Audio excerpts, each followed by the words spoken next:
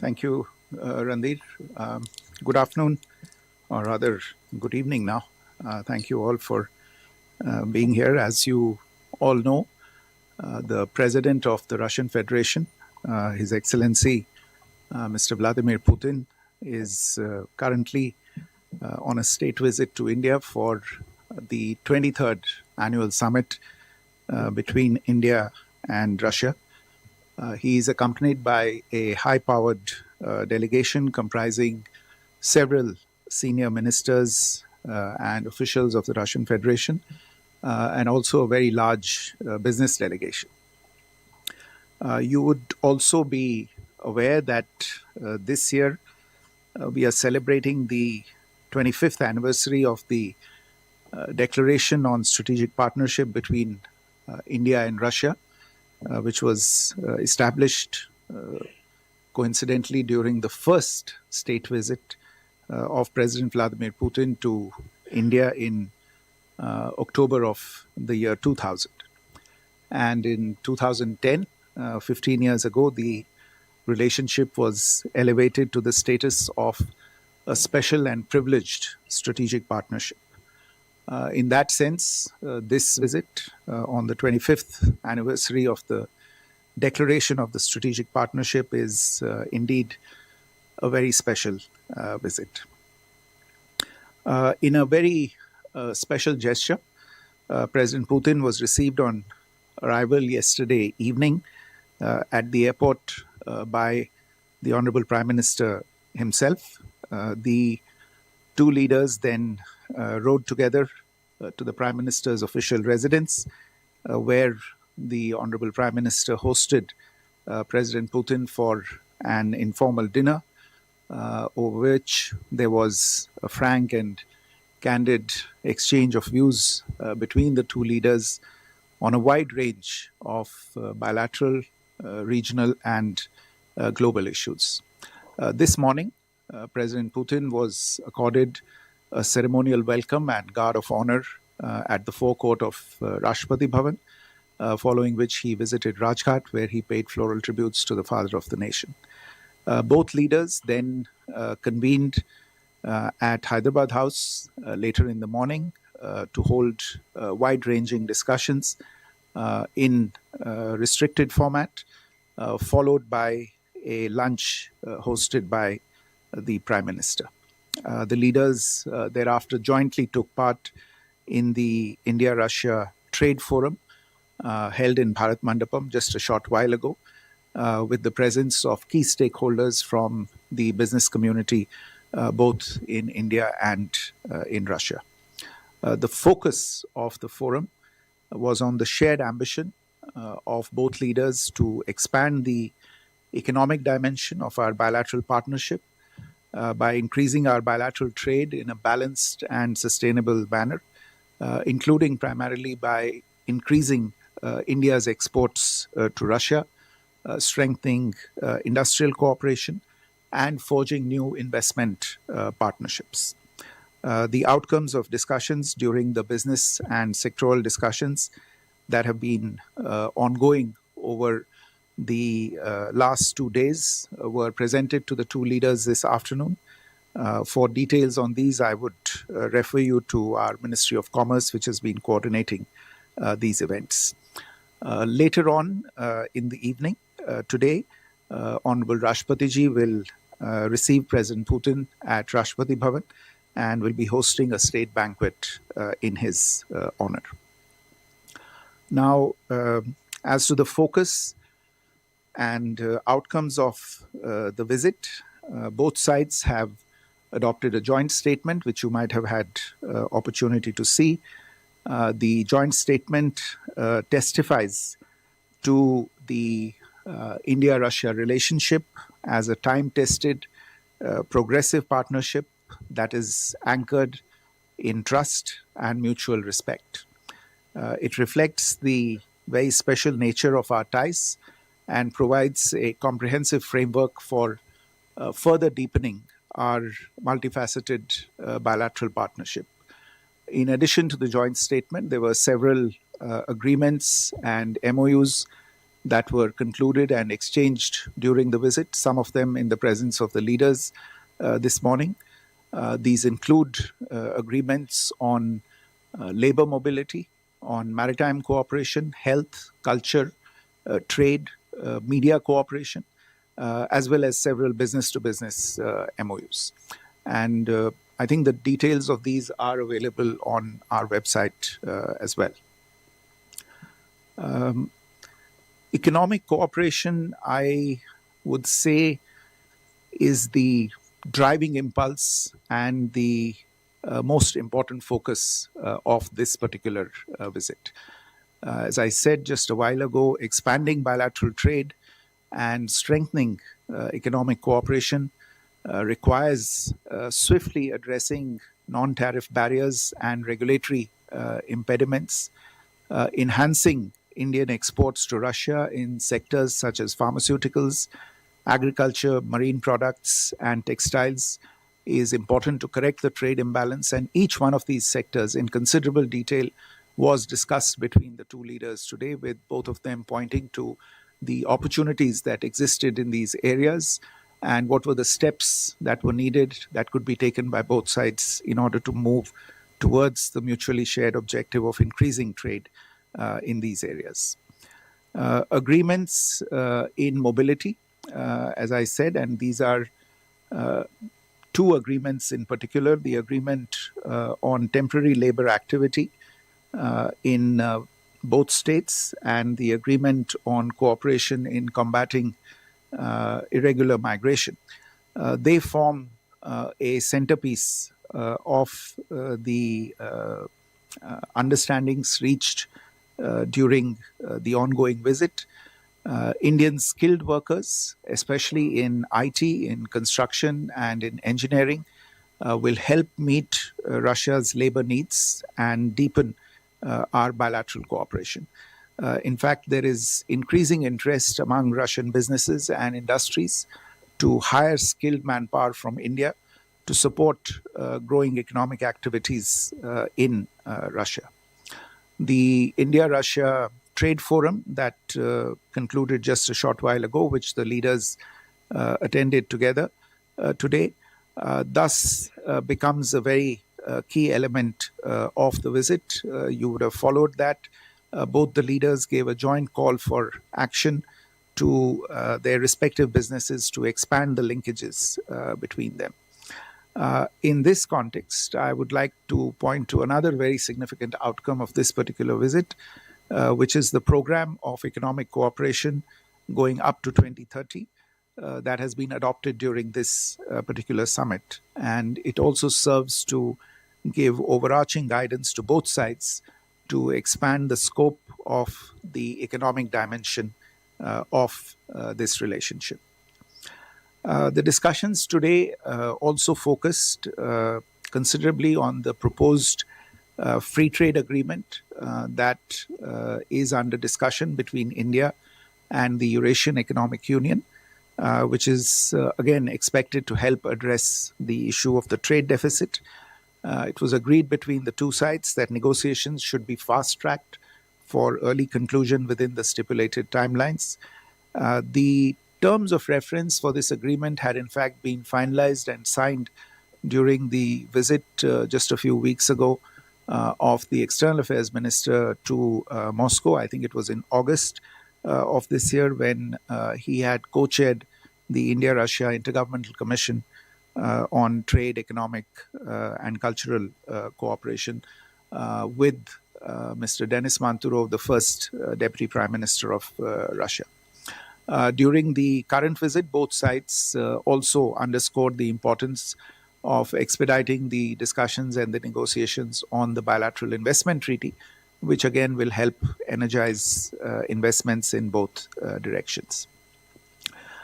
In addition to this, connectivity initiatives were also discussed, including the International North-South Transport Corridor, the Eastern Maritime Corridor, the Chennai-Vladivostok route, and also cooperation along the Northern Sea route. These corridors, again, are expected to energize economic linkages, reduce transit times, and expand our trade access across Eurasia and beyond. India-Russia defense and military technical cooperation remains robust. Russia also continues to support India's Make in India initiative in this domain, including through joint production and technology transfer. This is also an area that was discussed between the two leaders. The Prime Minister appreciated President Putin's support in expediting the opening of 2 new Indian consulates in Kazan and Yekaterinburg. The plaques for the 2 new consulates were in fact again unveiled by the External Affairs Minister during his recent visit to Russia for the SCO Heads of Government meeting. These consulates will further deepen our regional outreach in Russia and enhance trade, academic exchange, other kinds of collaboration, including culture and people-to-people ties. On global and multilateral issues, both leaders reaffirmed their shared commitment to the reform of global governance. We underlined the imperative to reform the UN Security Council to reflect contemporary realities, and our collaboration in forums where both India and Russia are members, such as the G20, BRICS, and SCO, remains forward-looking. Now, President Putin also briefed Prime Minister at considerable length concerning recent developments on the conflict in Ukraine, including on the talks that are currently underway between Russian representatives and US authorities. Prime Minister reiterated India's long-standing position on this conflict, emphasizing India's interest in seeing the earliest possible cessation of hostilities and a sustainable resolution of the conflict through dialogue and diplomacy. And you'd have heard the Prime Minister's remarks during the press event earlier today. India stands ready to provide any assistance required in this effort and to play an appropriate role in this effort. The two countries also, or rather the two leaders also discussed the situation in other regional hotspots around the world.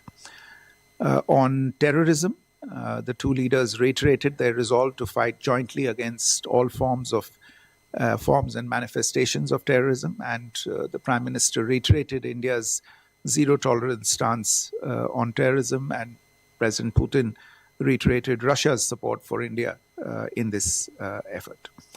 So to conclude, I can say that the visit has helped deliver some very substantive outcomes. And the rich discussions between the two leaders have helped deepen the trust and mutual respect for each other's core national interests. As I said earlier in my remarks, the overarching focus of this particular summit was to expand and strengthen the economic dimension of our partnership, to advance towards the shared goal of reaching $100 billion in bilateral trade by 2030.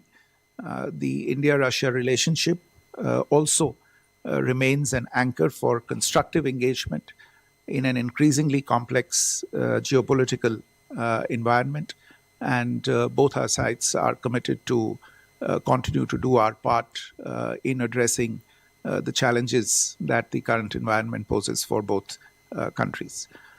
Let me stop here, and if you have some questions, I know we have a hard stop in a short period of time, but we'll be happy to take a few questions.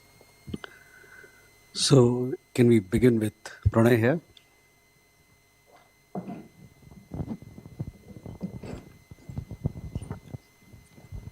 Foreign Secretary, this is Pranay Upadhyay from India Today Aaj Tak. The joint statement mentions about the interoperability of the payment system and the currency exchange system as well in rupee-ruble trade.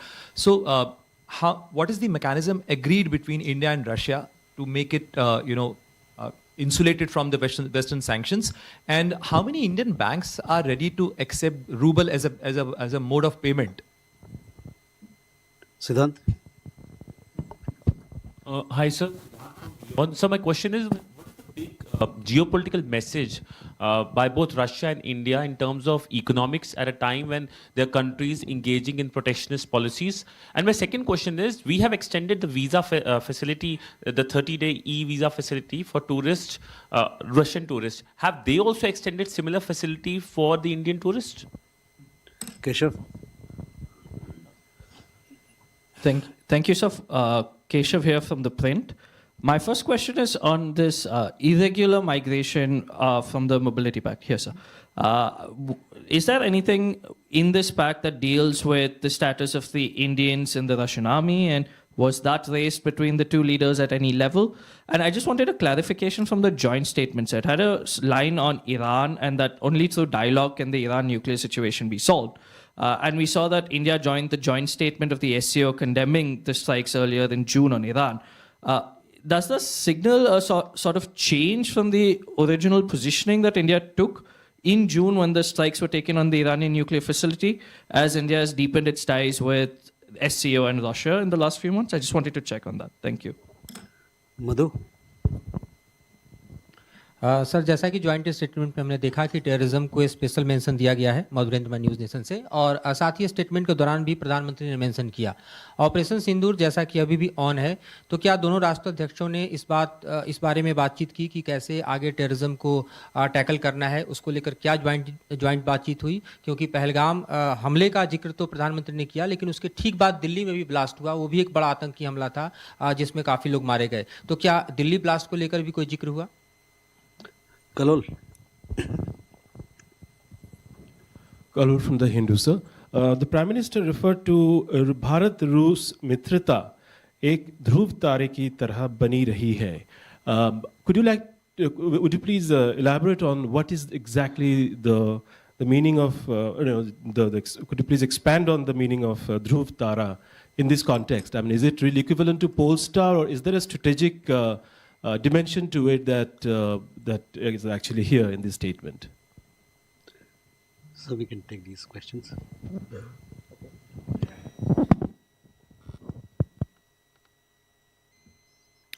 On Pranay, your question on interoperability, payments, the resort to payments in national currencies, that is increasingly happening for bilateral trade. Look, both countries are continuing to work together to promote mutual trade in our national currencies. You would be aware that special rupee Vostro accounts have been opened in significant numbers. They right now form a very effective mechanism in terms of lubricating, so to speak, the trade flows between the two countries. In terms of numbers, I don't know if I recall immediately, but I think there are more than 24, close to 24 banks that have opened a large number of these special rupee Vostro accounts that facilitate the trade between the two countries currently. We also hope, as I said, one of the major objectives during this visit was to reach understanding on how to increase Indian exports to Russia so that we can better address the trade imbalance between the two countries. I think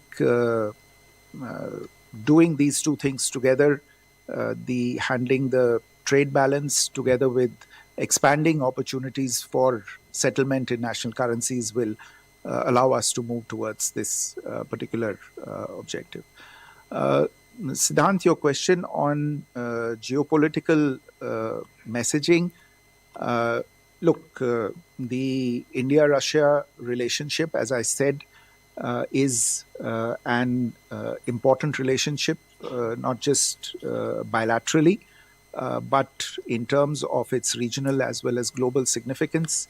I have mentioned that it remains an important anchor for constructive engagement in a very complex geopolitical environment. This particular visit, as I said, its focus was on economic issues, on further building the industrial partnership, the investment partnership between the two countries. These are issues that have actually risen to the fore in current times. If you look around the globe, supply chains are under stress, trade relationships are under stress, investment is becoming more and more unpredictable. And therefore, in this environment, for our two countries to focus on these issues, that is a message in itself. On the visa facility, we have made these announcements at the present moment in order to promote Russian tourism into India. You would have probably seen the details. We have offered a 30-day e-tourist visa on gratis basis. This is on the basis of reciprocity. And we have also, I think, for the first time, started to look at group tourist visas. And that is also being done with Russia for the first time on a gratis basis. On the question related to whether the mobility agreement has something to do with the unfortunate issue of Indian citizens being caught up in the conflict in Ukraine by way of recruitment into the Russian army. This particular agreement doesn't have specific reference to that. In any case, I can share with you that this issue of the recruitment of Indian citizens into the Russian armed forces was broached by the Prime Minister, and our concerted efforts continue on a regular basis to secure the early release of Indian citizens from the Russian army. I would just take this opportunity to reiterate once again that our citizens should avoid very, very carefully any offers to join the Russian armed forces. We are seeing several cases of people stranded there and appealing to be rescued and brought out from there. And as I said, we are actively engaged in that effort.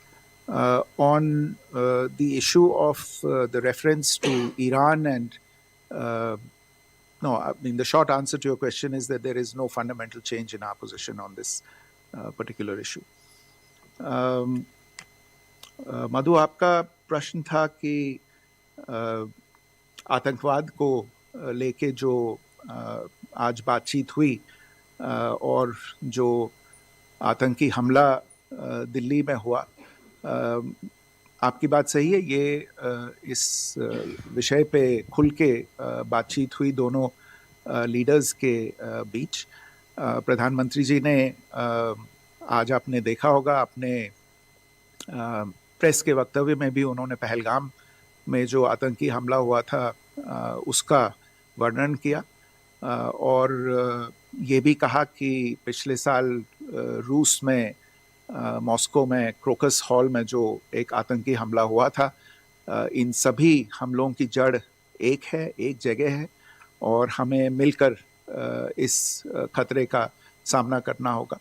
तो इस पे बातचीत हुई और जैसा मैंने पहले भी कहा, रूस की ओर से हमेशा हमें इस विषय पे सहारा मिला है, उनकी सहानुभूति मिली है, उनकी मदद मिली है और हमें आशा है कि आगे भी ये जारी रहेगा।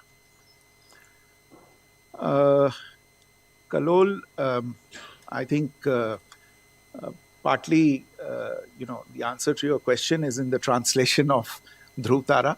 But really, seriously speaking, the fact is that what the Prime Minister was trying to convey was to underline the sustained and long-term significance of this relationship. That this relationship is a constant, and it has been there over a period of time. It has been a time-tested relationship. There have been several crises along the way, but they have not affected the fundamentals of this relationship. And the fact that today we are, in a sense, also observing the 25th anniversary of the strategic partnership, it's come a long way. There has been progress in multiple areas. So, in a sense, the sustainability, the certainty of this relationship, I think this is what the intention was in the use of that term by the Prime Minister. Thank you. So we go Rajesh. Good evening, sir. I'm Rajesh Roy from the Associated Press. Wanted to ask if the Russians conveyed their position on the recent US sanction on two of Moscow's biggest oil producers, Rosneft and Lukoil, which is an attempt by them to force countries like India to cut down on imports. Secondly, did the Indian side seek expeditious delivery of S-400, the remaining two squadrons of the air defense system? Any exploration for purchase of additional units, upgrading Su-30 fleet, and purchase of advanced fighter jets like Su-57? Shruti. Thank you, sir. Shruti Ranjan from Bloomberg. Foreign Secretary, if you could give us an understanding whether there was any discussion on oil and whether India and Russia, what they do about the oil trade. And secondly, in the joint statement, we see an elaborate mention of the nuclear power plants in both sides discussing a second site. If you could elaborate on that, sir. Akhilesh. Akhilesh. Sir मैं अखिलेश सुमन हूँ DD news से। एक आम आदमी का सवाल है कि बहुत सारे इंडियन स्टूडेंट्स जाते हैं रसिया में मेडिकल की पढ़ाई करने के लिए, और जब वे वापस आते हैं तो उनकी डिग्री को मान्यता तो मिलती है, लेकिन उनको 1 साल तक इंतज़ार करना पड़ता है प्रैक्टिस के लिए। तो आज हेल्थ कोलैबोरेशन की बात हुई, एकेडमिक कोलैबोरेशन के लिए साइन किया गया, तो क्या इस इशू को भी टिकअप किया गया है या आगे किया जाएगा कि उनको यहाँ प्रैक्टिस के लिए 1 साल का इंटर्नशिप या फिर एग्ज़ाम नहीं देना पड़े? Angsha. Excellency, this is Anangsha Matra. Excellency, President Putin has presented a Russian language edition of Gita. We know the history.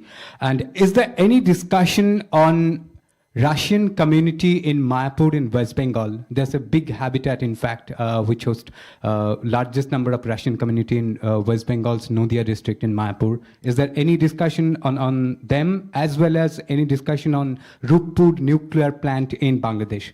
Thank you. Okay. Sumita. So this is Sumita from ET Now. I have a follow-up question to what Sudhi asked, essentially about the energy security, and the Prime Minister stated that this is an essential pillar of the partnership. President Putin stated that we are ready to continue uninterrupted shipments, but can you elaborate on the agreements that were reached as far as the energy security spectrum is concerned? And secondly, on your point about addressing the trade imbalance and the fact that this visit was essentially focused on economic issues, is there a near-term guidance? You spoke about a long-term guidance, but was there any near-term guidance that was given? Sir.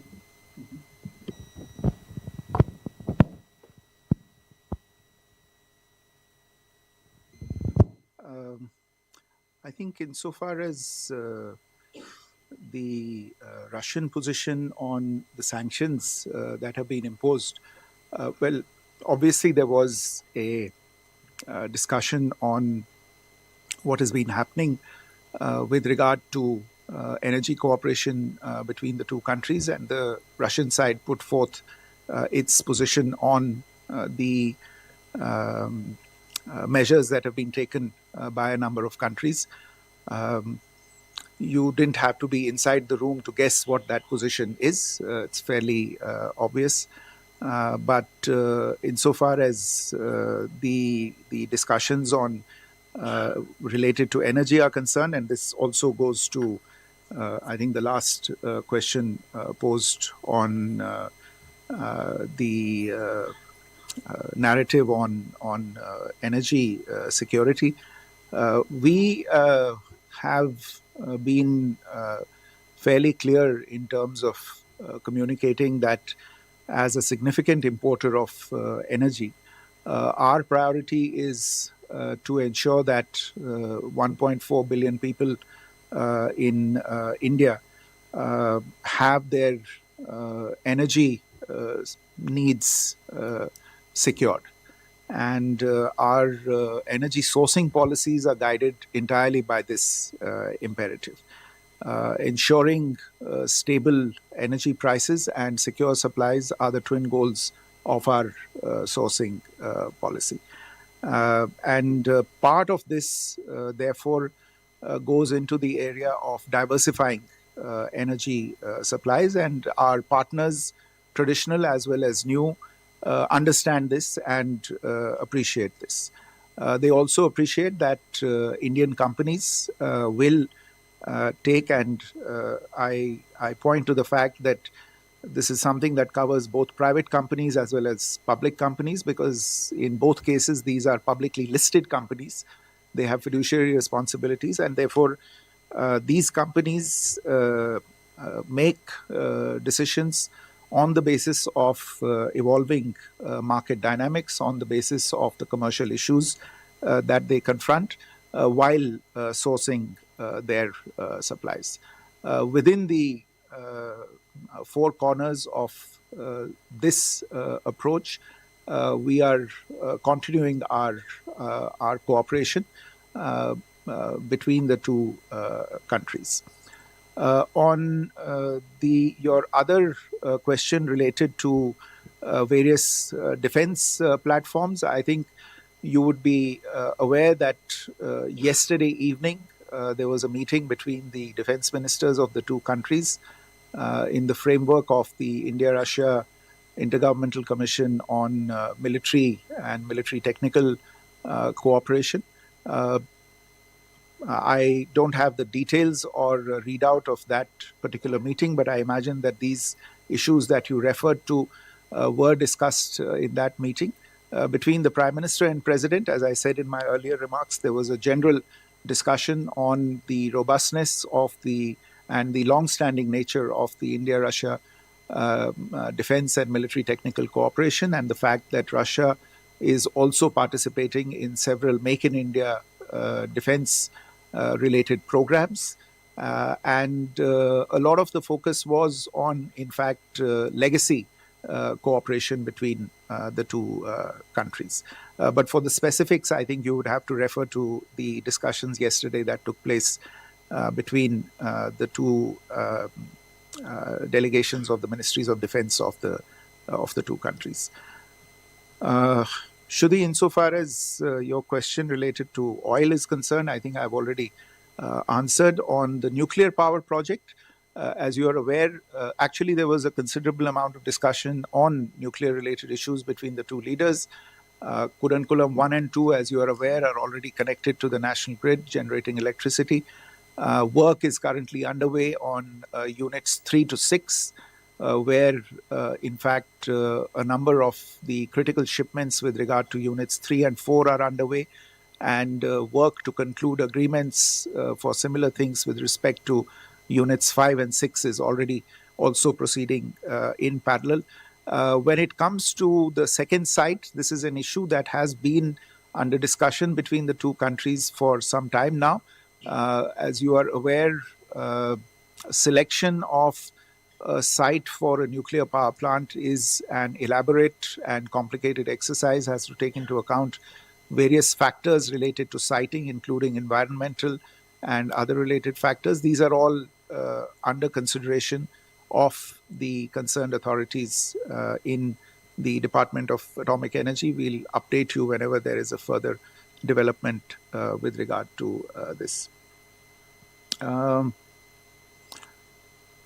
Akhilesh, आपने medical students के बारे में जो सवाल पूछा है, जहाँ तक मेरी जानकारी है, रूस में जो हमारे किसी भी विदेशी मुल्क में हमारे विद्यार्थी जब पढ़ने जाते हैं, जब मेडिसिन की पढ़ाई के लिए जाते हैं, तो उन्हें वहाँ डिग्री मिलती है।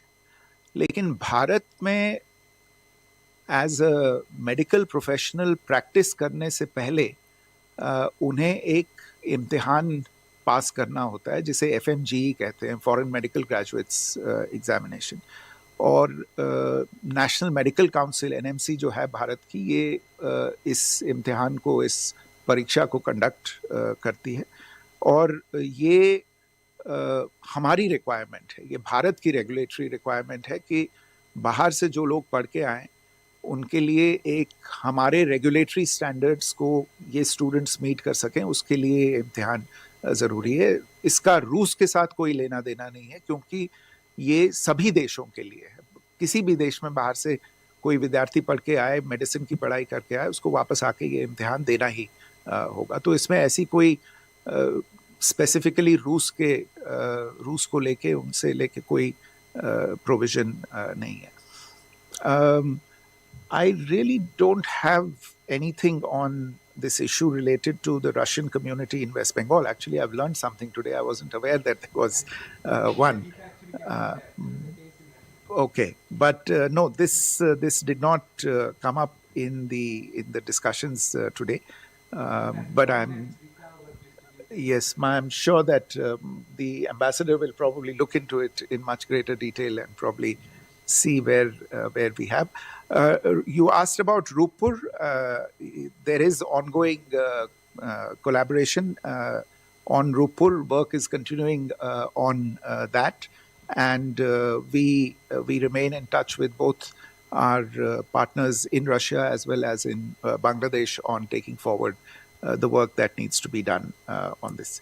And finally, Sumita, I think the energy security part I answered, but on trade imbalance, insofar as the near term is concerned, I think it might interest you to know that in the recent past, as a response to the stresses that we have faced on several other fronts, we have, of course, engaged with various partners on looking for new markets, new consumers, etc. We have done the same with Russia, and in fact, in a very positive and I would say gratifying development, there are several sectors primarily related to fisheries, if I'm not in the maritime marine products, and agricultural and horticultural products that we have seen new markets being developed. There was a reference to this fact today that there was uptake of Indian exports in a very short period of time in terms of the requests being made and the orders being placed and the exports actually being realized. And there was encouragement to take this further. And in fact, the Russian side said that they would be ready to look at other products. In fact, there was a reference that, if we were able to export these products in large quantities to many other parts of the world, there was no reason why they could not be exported to Russia as well. So short-term guidance, if you will, was for exporters to connect more intimately with each other and explore opportunities. And that is also what the forum this afternoon was all about, in terms of getting the importers and exporters together to explore these very opportunities. Well, thank you very much. With that, we come to the close of this session. Thank you for your presence, ladies and gentlemen.